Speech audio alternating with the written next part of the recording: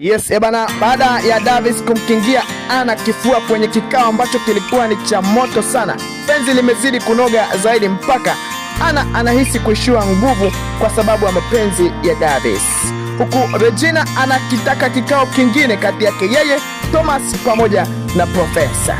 Lakini baada ya ndugu yake Diba kuona ndugu yake anateseka sana, leo amempata Ana mpaka ofisini wakazungumza, akidai kwamba kila kitu hakiko sawa, lakini kilichopata ni dharau tu kutoka kwa Ana.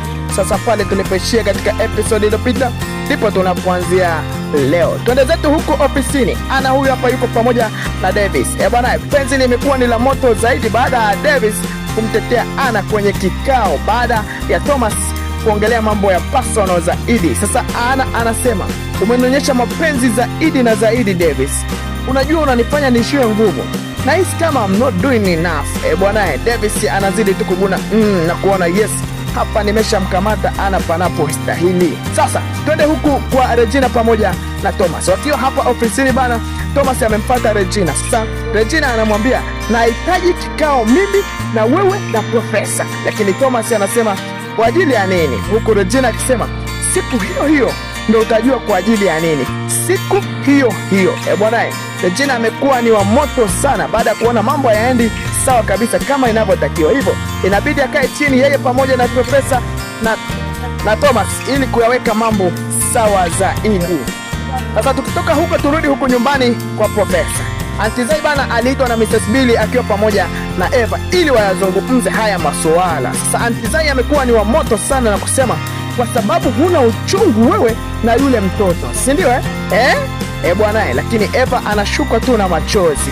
Na Mrs. Billy amejaribu kumtetea sana Eva kwa sababu alishasikia historia yake ya maisha, hivyo anataka tu Auntie Zai awaache Eva pamoja na Billy kuendelea na mapenzi yao. Lakini Auntie Zai hayuko tayari kabisa kuona kijana wake anamuoa binti ambaye ni mwathirika wa BBU. Sasa turudi huku ofisini. Enzo huyu hapa bana pamoja na Davis. Baada ya Enzo kumkingia kifua sana Ana pale kwenye kikao, Enzo anasema, mapenzi shikamoo bras. Lakini Davis anasema, marhaba Enzo, hujambo? Bwana, Enzo ameona kama Davis amefanya extra zaidi ya vile ilivyokuwa inatakiwa. Hayo yote ni kwa sababu ya mapenzi. Mpaka yeye mwenyewe ana appreciate kwamba Davis ni kweli anampenda sana Ana.